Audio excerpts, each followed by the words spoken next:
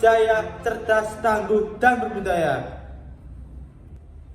Kita sama Brawijaya, cerdas, tangguh, dan berbudaya. Assalamualaikum warahmatullahi wabarakatuh. Salam sejahtera bagi kita semua. Om Swastiastu, Namo Buddhaya, salam kebajikan, Rahayu. Dewan juri yang terhormat, tim pemerintah dan seluruh pemirsa yang kami hormati, izinkan kami dari Universitas Brawijaya untuk memperkenalkan diri. Saya Dinda Yuanggraini sebagai pembicara pertama. Tugas saya ialah memberikan limitasi pada mosi, menjelaskan kata kunci dan mengutarakan dasar argumentasi tim kami. Selanjutnya ada Pugu Ananta Putra sebagai pembicara kedua. Tugasnya adalah menguatkan argumentasi tim kami dengan contoh fakta-fakta berdasarkan konstruksi berpikir tim kontra. Dan yang terakhir akan saya Leli Kurniasari sebagai pembicara ketiga akan menguatkan argumentasi tim kami dan merangkum pernyataan dari pembicara pertama dan juga pembicara kedua. Bagian akhir dari sistematika debat ini akan ditegaskan kembali oleh pembicara kedua tim kontra dalam pidato penutup. Baik dewan juri yang terhormat, mosi yang diperdebatkan kali ini adalah lunturnya karakter budaya bangsa akibat adanya globalisasi. Agar pembicaraan ini terarah, maka tim kontra membatasi latar dari kata kunci globalisasi, yakni di era postmodern. Selanjutnya terdapat kata kunci yang menjadi dasar argumentasi tim kontra, yakni luntur, karakter budaya, globalisasi, dan yang terakhir postmodern. Definisi luntur menurut KBBI yakni berarti hilang atau turun, sedangkan karakter budaya adalah ciri tanda kesifatan kebudayaan. Kita harus sama-sama mengetahui terlebih dahulu dewan juri terhormat dasar karakter budaya itu sendiri, yakni yang pertama, proses belajar, berarti itu dinamis. Berangkat dari definisi karakter budaya tadi, apabila tim pemerintah menganggap karakter budaya bangsa luntur akibat globalisasi, bukankah hal ini merupakan hal yang kontradiktif dengan karakter budaya itu sendiri? Kata kunci yang kedua dewan juri yang terhormat yakni globalisasi, yang berarti proses mendunia. Seperti yang kita ketahui, kebudayaan bukan merupakan suatu hal yang diwariskan secara biologis, namun dengan cara bersosialisasi. Sedangkan definisi postmodern secara garis besar mempercayai tidak adanya kebenaran tunggal yang valid di alam semesta. Sejalan dengan sifat dan karakter budaya itu sendiri yang dinamis, maka postmodern ini semakin menguatkan bahwa karakter budaya tidak serta-merta akan hilang hanya karena globalisasi. Jadi, sekali lagi kami tegaskan ulang, poinnya adalah karakter budaya bersifat dinamis dan tidak akan memiliki kebenaran tunggal dalam penciptaannya, sehingga globalisasi justru dapat membuat karakter budaya semakin berwarna dan juga berkelanjutan. Oleh karena itu, kami, tim kontra, secara tegas menolak mosi ini dengan paparan dasar argumentasi tadi. Sekian dan terima kasih. Assalamualaikum warahmatullahi wabarakatuh. Dewasa ini kita hidup di era transisi dari revolusi industri 4.0 menuju era society 5.0, yang artinya kita semua hidup dalam percampuran antara kehidupan teknologi digital dan juga manusia. Tentu menafsirkan dari hal tersebut, kita hidup di era zaman di mana manusia berhidupan dengan kebudayaan, karena kebudayaan sendiri merupakan produk yang tidak bisa dipisahkan oleh manusia itu sendiri. Jadi jelas bahwa secara definisi kebudayaan dan perkembangan zaman ini tidak dapat dipisahkan dari globalisasi maupun teknologi. Berdasarkan status quo saat ini yang pasti akan diglorifikasikan oleh tim dari pemerintah atau tim pro, mereka akan mengatakan bahwa satu, generasi muda akan mengalami demoralisasi atau lunturnya nilai-nilai kesopanan dari anak-anak kepada orang tua. Yang kedua, mereka akan mengatakan bahwa kurangnya pemahaman dari generasi milenial yang akan nilai-nilai budaya yang tercermin dari kurangnya paham generasi-generasi saat ini terhadap budaya-budaya dewasa ini seperti reog, bahasa daerah, ataupun tarian-tarian lainnya. Yang ketiga, minat dan juga konsentrasi dari generasi muda pasti akan terpaku pada musik jazz, K-pop, ataupun anime dari Jepang. Saudara ataupun dewan juri sekalian, pandangan kami selaku tim kontra melihat 3 poin yang telah kami paparkan perlu kita ketahui bersama. Untuk menjawab hal tersebut, kita memiliki sebuah teori hermeneutika yang menjelaskan pentingnya landasan kita dalam memahami interpretasi dalam segala.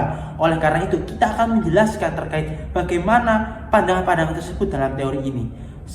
Dewan juri yang terhormat, dengan adanya teknologi, digitalisasi dan juga globalisasi, justru hal ini merupakan sebuah produk kebudayaan baru dalam masyarakat, yang artinya akan memaksimalkan nilai-nilai karakter luhur bangsa. Karena kita ketahui bersama, kehidupan selalu dinamis, selalu berubah dan juga berkembang. Artinya dengan adanya nilai budaya dan kebudayaan bukan berarti mengamini atau kita menolak adanya globalisasi itu. Tapi justru dengan adanya itu akan menciptakan sebuah produk-produk budaya baru. Terlebih lagi dewasa ini, kita hidup di tengah-tengah masyarakat digital native dan juga digital imigran, yaitu masyarakat yang lahir dan berkembang di era digital dan masyarakat yang mengalami masa transisi dari analog ke era digital. Oleh karena itu, kondisi ini dibutuhkan perpaduan antara nilai-nilai kebudayaan dan juga teknologi, dan hal ini globalisasi seperti yang disinggung oleh pembicara pertama tadi, yaitu postmodernisme dan juga era disrupsi. Jadi jelas berdasarkan argumen yang telah kami paparkan tadi di atas, dengan adanya teknologi justru akan memasifkan persebaran nilai-nilai budaya yang ada, bukan malah menggerus, namun bisa berpotensi menciptakan nilai-nilai budaya baru dalam kehidupan selalu dinamis dan berkembang. Kami memiliki beberapa contoh. Yang pertama, kita ketahui bersama bahwa seni wayang yang merupakan perpaduan antara nilai Jawa dan juga nilai Islam.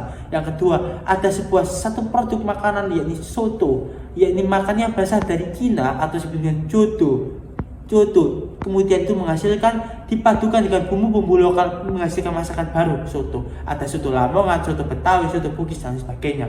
Kemudian kita juga ketahui bersama ada sebuah yang sedang tren saat ini di era musik, yakni perpaduan antara musik barat dan juga musik lokal, yakni lagu berjudul Lati. Artinya ini merupakan sebuah potensi bagi kita bersama untuk mengembangkan ini semua.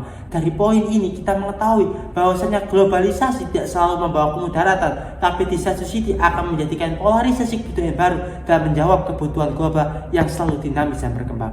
Menafsirkan hal tersebut, kami membawa sebuah usulan baru terkait bagaimana globalisasi dan kebudayaan bisa berdampingan.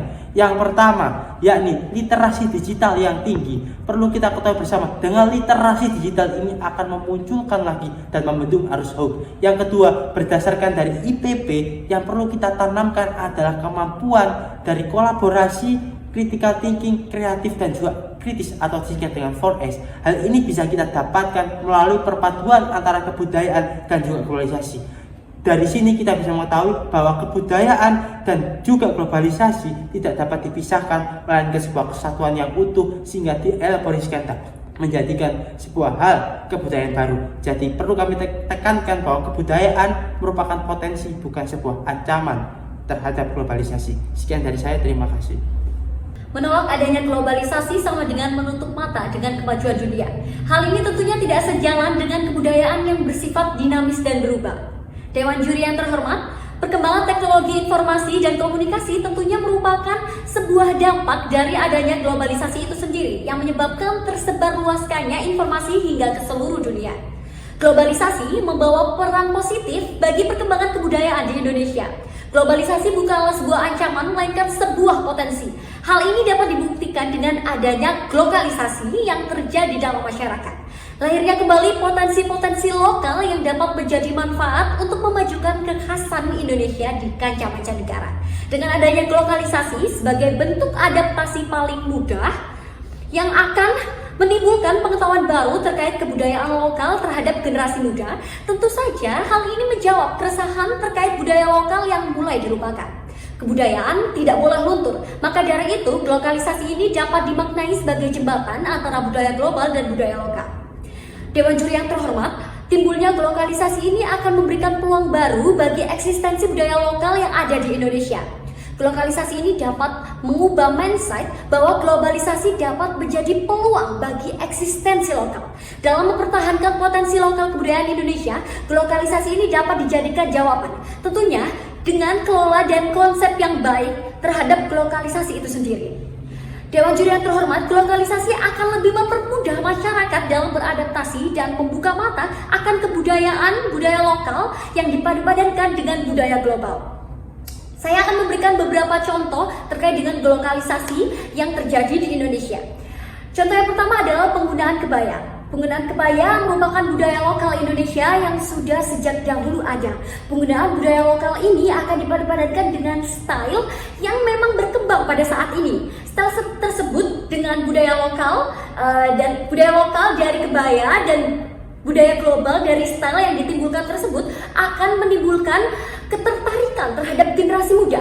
Dari sini dapat diambil bahwa jika ketertarikan itu sudah ada, Berarti generasi muda ini akan mencintai produk dalam negeri dengan cara lokalisasi ini sendiri.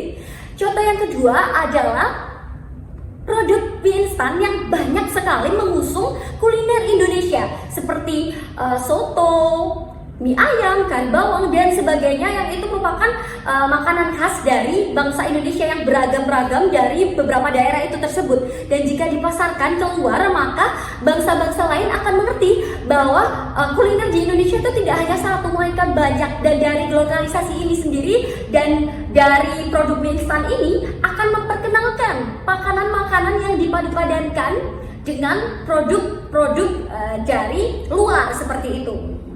Nah, tapi Dewa Juri yang terhormat tentunya sebelum menyuruh orang lain, diri sendiri harus lebih dahulu mencintai produk dalam negeri. Dan kita bisa lihat digitalisasi yang telah dijelaskan oleh pembicara kedua tadi memang betul tidak bisa dipisahkan dengan globalisasi itu sendiri. Persebaran secara digital melalui platform media sosial akan lebih mempromosikan kebudayaan asli Indonesia. Tentunya hal tersebut tidak terlepas dengan adanya globalisasi. Nah, globalisasi ini sendiri akan mempermudah dengan akses penyebaran dunia yang begitu cepat. Perubahan zaman juga menjadi salah satu faktor yang harus diperhatikan. Dengan mengikuti perkembangan zaman, kebudayaan akan semakin berkembang, dan mendunia dengan cara yang cepat dan tidak menuntutkan kebudayaan itu sendiri. Namun menimbulkan rasa bangga jika kebudayaan Indonesia dikenal dan mulai disukai hingga ke kancah internasional. Apalagi dipromosikan dan dicintai oleh generasi muda itu sendiri. Yang kita tahu bahwa generasi muda itu generasi penerus bangsa. Baik, di sini saya akan menyimpulkan bahwa globalisasi itu merupakan sebuah potensi bukan ancaman jika dimaknai secara tepat. Nah, di sini poinnya. Globalisasi merupakan salah satu bentuk bahwa globalisasi bukanlah alasan dalam lunturnya kebudayaan Indonesia. Lebih dari itu, melalui globalisasi dapat membukakan jalan bagi Indonesia agar kebudayaan Indonesia lebih dikenal bangsa lain dan menjadi ciri khas tersendiri di Indonesia. Indonesia tidaklah tunggal melainkan terdiri dari beraneka ragam budaya. Globalisasi akan meningkatkan kecintaan masyarakat terhadap kebudayaan lokal dan tidak menutup mata serta dapat menyaring kebudayaan yang masuk di Indonesia tanpa menghilangkan kekhasan Indonesia itu sendiri. Terima kasih. Jadi, berdasarkan apa yang telah kami paparkan dan telah kami ulas dan telah dielaborasikan baik dari pembicara 1, 2, dan 3, kami menyimpulkan bahwa globalisasi bukan merupakan sebuah hambatan, melainkan sebuah potensi untuk kita bersama mengembangkan kebudayaan menuju arah yang positif dan baik dari nilai kehidupan yang ada dalam masyarakat dan kebudayaan yang tercermin melalui pakaian, tarian, bahasa, dan juga corak-corak kebudayaan daerah lainnya. Jadi dari sini tradisi dan identitas nasional bukan hanya dikonversi saja di museum, namun harus kita konstruksikan dalam kehidupan dan dalam modernitas. Karakter budaya selalu bersifat dinamis dan tidak akan memiliki pendirian tunggal dalam penciptaannya, sehingga globalisasi justru dapat membuat karakter budaya bangsa semakin berwarna dan berkelanjutan. Insinyur Soekarno pernah mengatakan bahwasannya menjadi Islam tidak harus menjadi Arab, menjadi Hindu tidak harus menjadi India, menjadi Kristen tidak harus menjadi Yahudi, tapi menjadilah manusia Indonesia seutuhnya, yaitu manusia yang berbudi pekerti luhur dengan semangat dan jiwa Nusantara serta Pancasila di dalamnya. Sekian dari kami, tim Kontra Universitas Brawijaya. Wassalamualaikum warahmatullahi wabarakatuh.